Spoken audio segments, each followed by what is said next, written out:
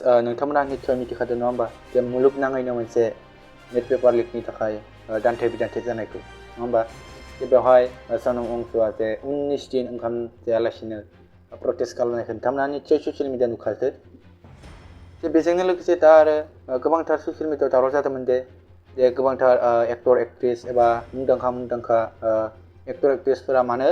खुगा बेखेवाखै नङा होमबा जे खायफाया खुगा बेखेवदों बेजोंनो लोगोसे खायफाया खुगा बेखेवाखै नङा होमबा नोंथांमोना निस्सय मिथिखादों जे बेजोंनो लोगोसे दा मुलुगनाङैनो सुपारस्टार सलमान खान बिथाङा माने गावनि मिडिया एबा फेसबुकनि पेजजों फंनैसो बाथ्रा होनायखौ जों नुदों एबा बिथाङा पस्ट लिरना होनायखौ जों मिथिदों जे बेवहाय बिथाङा फोरमायनाय मथेबा माने जोंनि स्टुडेन्टफोरा बेफोरबायदि सोलोंथाइनि थाखाय ओंखारबोनाया जोबोद मोजां जादों एबा बेखौ आं बाख्नायथावो जोबोद बाख्नायथाव होननानै बिथाङा फोरमायदों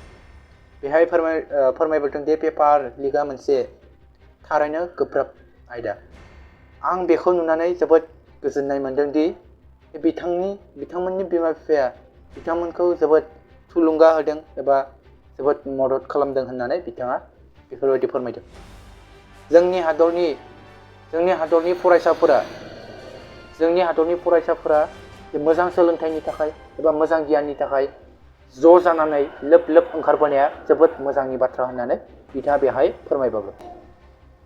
हादरनाङैनि एबा जोंनि हादरनि फरायसा एबा स्टुडेन्टफोरा गावसोरनि इयुननि थाखाय एबा बिथांमोना इयुननि थाखाय जोबोद एबा गावनि हादरखौ मोजां सोलोंथायाव लांनो थाखाय एबा मोजां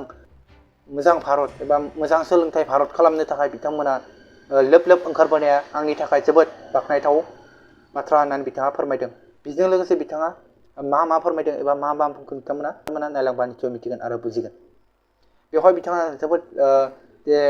फावखुंगुर सुपारस्टार सलमान खान बिथाङा जोबोद बाख्नायथाव बाथ्राखौ बेहाय लिरनानै होदों एबा गोबांथार एक्टर एक्ट्रेसफोरानो बेफोरबायदि खुगा बेखेवनायखौ जों नुदों बेजोंनो लोगोसे सोंखारनायखौ जों नुदों स' बेनोमोन आपडेटआ नोंथांमोना नायलांदो बिदिब्ला मा फोरमायखो जय बर' हारिनि